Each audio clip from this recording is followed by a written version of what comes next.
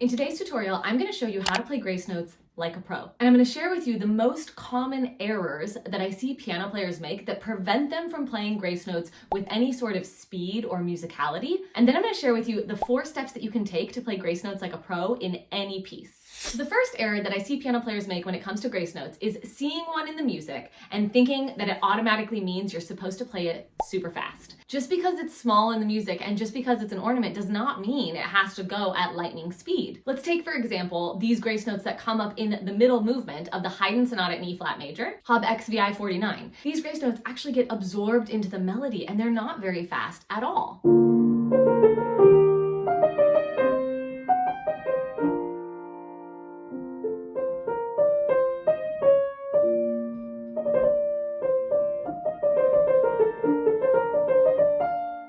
So just because it's a grace note does not mean it needs to go at lightning speed. The other biggest mistake that I see piano players make when it comes to grace notes is just seeing one in the music and winging it. Let me describe the situation and you can see if it sounds familiar for you. You open up a piece of music, you're super excited to learn it, you see some little tiny notes written in there, you're like, oh, okay, those are grace notes. You start to panic because you're not quite sure how to play the grace notes, and so every time you approach them in the music, you just wing it, and half the time you play them and they sound beautiful, but the other half of the time it's a crash and burn type situation. Don't do this. So let's dive into the 4 strategies that you can use to play grace notes like a pro. The first thing you need to do is to decide where the grace note goes. Most people skip this step, but it is the most important step. If you see a grace note in the music and every time you go to play it, you're just winging it, you're always playing it slightly different. And you're really confusing your brain because you're not giving very clear signals about where your hands need to be and when they are supposed to be there. You're actually going to factor the grace note into the rhythm of the piece. Now, this can seem a little bit counterintuitive because yes, a grace note is supposed to sound improvised, but in order for you, the piano player, to get it to the point that you can play it in a way that it sounds musical and improvised, you actually have to have a very clear idea of where it goes in the music in relation to all of the other notes.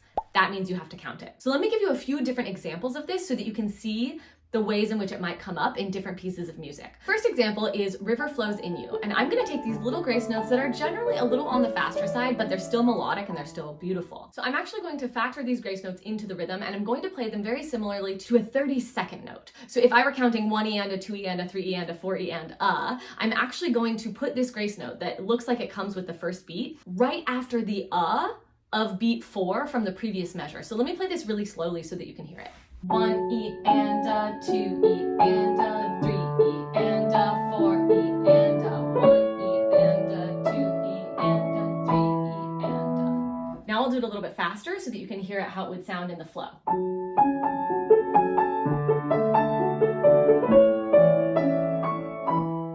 By counting it and actually writing the counting in the music, I can play it over and over and over again accurately, but consistently, the same way every single time. And that way it gets into my memory and I eventually start to sound very musical with it and it almost sounds like it's improvised. Now let's look at the famous Chopin Nocturne in E flat. There's a part in this piece where, depending on the addition of music, you have a couple of different suggestions of how you might play it. We're looking at measure 21, and in this edition that I have right here on my music stand, the Alfred Masterworks, it suggests that you play this ornament on the beat. So you actually play the ornament starting on beat 1 and the melody note comes later. However, you'll commonly hear this played the other way, where the ornament comes before the beat and then the melody note lands on beat 1. So let's hear it both ways and you can see how you might count it depending on what you as the artist would choose. So if it's coming on the beat, like the Alfred Masterworks edition suggests, then I might count starting in the previous measure, 4, La, Li, 1 E and a La,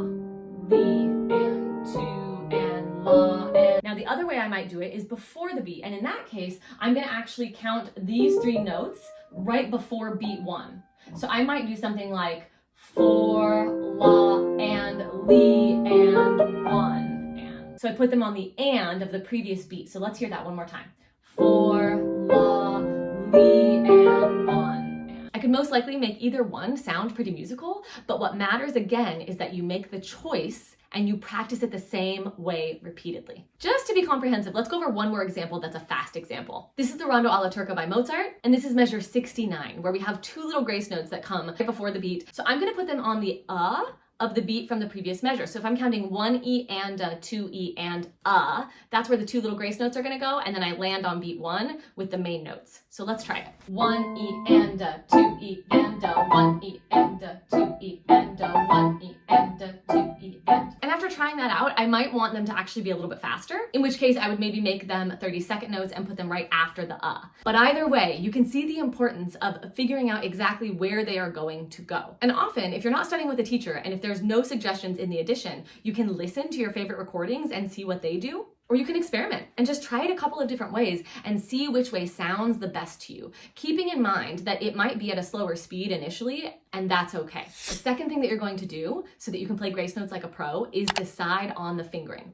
Very similarly to what we were just doing with the counting, you are going to choose the fingers that you're going to use. And once you commit, you're going to write them in the music and you're not going to change it. You want to pick fingers that you know are going to serve you at any tempo, and fingers that are optimizing for the best technique possible in order to play the grace notes with musicality. So this is going to vary depending on the piece that you're working on. Hopefully your edition has some suggestions, or you can find an edition online that has suggestions. And if not, you might watch a recording and slow it down so that you can see which fingers the performers are using. Or you might just go by trial and error and you'll try, 3 or 4 different fingerings until you find the one that feels the most natural. Now, once you decide on that fingering, you're going to practice it again, just like the counting, consistently and accurately. Now, if you're getting value from this video, go ahead and give it a thumbs up, share it with a friend or with an adult piano player community, and make sure you subscribe to the channel so that you don't miss out on any of my free content. Now, deciding on the fingering helps set you up for the next step you're going to take, which is to use proper technique. Now, this one often gets people really mixed up because depending on how the grace note comes up, you're going to need to utilize different techniques. But the basics are you want to make sure that you're not tensing up when you see those grace notes.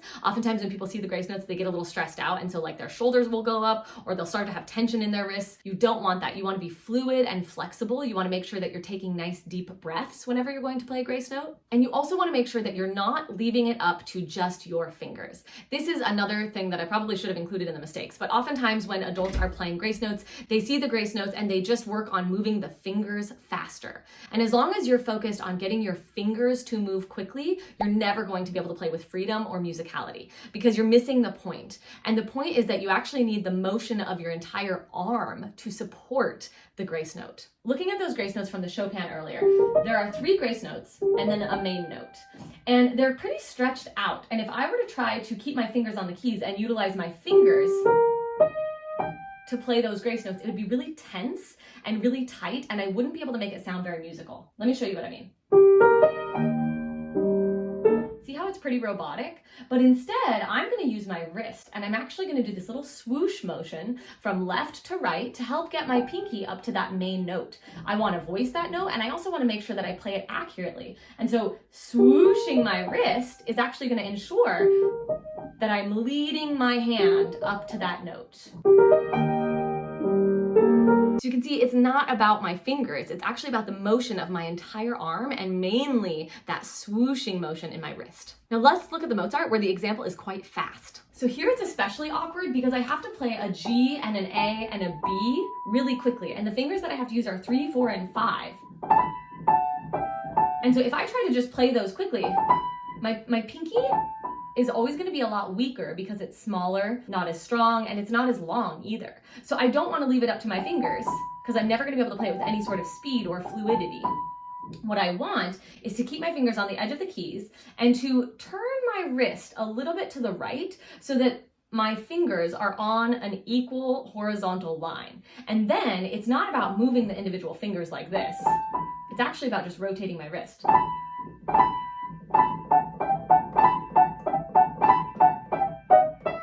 My fingers are set up where they need to be, and that little rotation makes all the notes even and helps me land on the top note, which is the main note of the melody. So the technical aspect can get a little bit complicated because it's very dependent on your body, your instrument, the specific piece that you're learning, and also the sound that you're trying to get artistically.